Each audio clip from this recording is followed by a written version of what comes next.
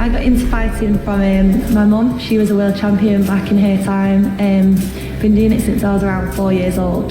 So it is always hard, it's tough walking into a gym with a load of male bodies in there and you being the only female is not the best, you know, for your confidence and things like that. But you soon realise that everyone's the same. When you walk into the gym and go onto the mat, everyone treats you the same. You know, it's not male and female, it's just everyone's there to learn. I just beat the best girl that's out there outside of any other division. So they've been talking, she's been saying she's just a Barbie, she should be a model. Well, a model just beat your ass in round 2, so shut up. This is like mentally the strongest I've ever been. And to be honest, like the main pressure for me was fighting Santos. I wasn't thinking about the million and I wasn't really thinking about the world title.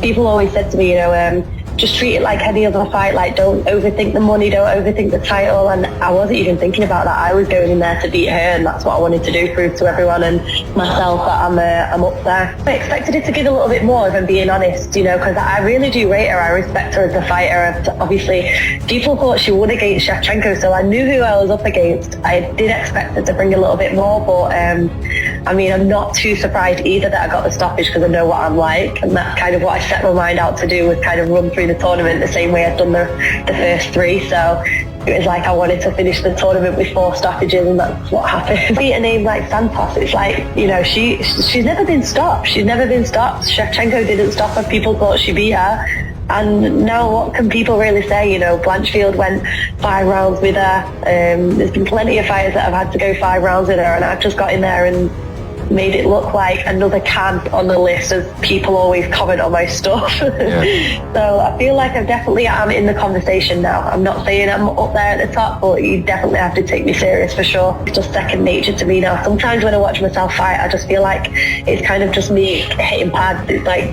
weird, I'm going through the same motions, so it's kind of just something that I drill all the time and work all the time, that it's just second nature when I get in there. It feels like I'm in that flow state of when I'm hitting pads. This is just something not even just this last year, like for years and years and years, this is like a moment I've dreamt of for so long, and to be able to finally live that moment and then know now that it's going to change like my family's life for a long time it's crazy. I don't think that'll ever sink in, but it makes me emotional to know that like I could have given up at any point and I didn't. I kept going, and now look, I was coming for this belt. Like, money aside, I was coming for that belt. I feel like even though I know like people doubt me a lot still, even though I'm like, you know, fighting and winning and doing these highlight reels for people, and people still doubt like how good I actually am. So I feel like this belt now kind of puts a stamp on. I think just like people when they watch me on TV and when they watch like my pad videos and things like that, a few people have made comments before that have got back to me like, oh, she's good, but like, you know, everyone looks good on camera type things.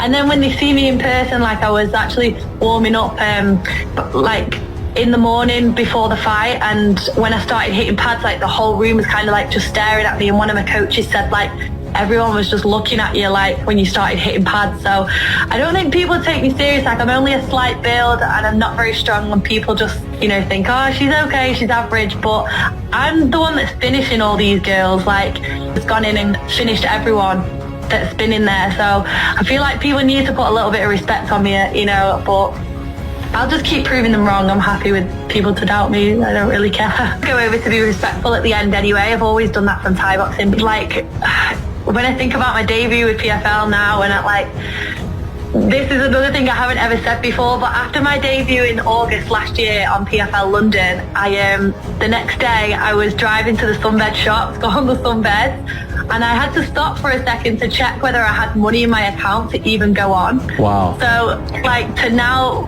be with this check, like, is just crazy. I mean, that much money is amazing, but to me, just to have enough money in my account to like not have a stress of having to check my bank account all the time is just like such a relief. One of the most feminine people ever. She's beautiful. She's a gorgeous woman. She looks like a model. It has nothing to do with men beating each other up. It has nothing to do with brutishness. It has to do with high-level problem solving with dire physical consequences. But the early days were interesting because, like, you know, there was a lot of people disparaging women fighting, including Dana White. Yeah, some people get disturbed watching women get bloodied up. That's a big one for some folks. It feels different Obviously, I'm a big fan of women fighting, but when I watch a big cut on a woman, it feels different. It's so hard for people to not get emotional when they get hit. It's a very bad way to react in a fight, to fight with emotions, because you expose yourself. You leave yourself open for counters. You miss your rhythm. You're not as deceptive. You're too obvious in your pattern, and so many times you get hit a lot more.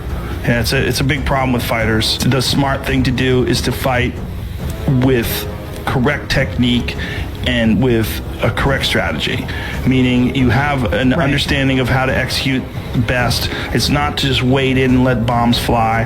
You have to be very precise in your tactics. You got to be very smart.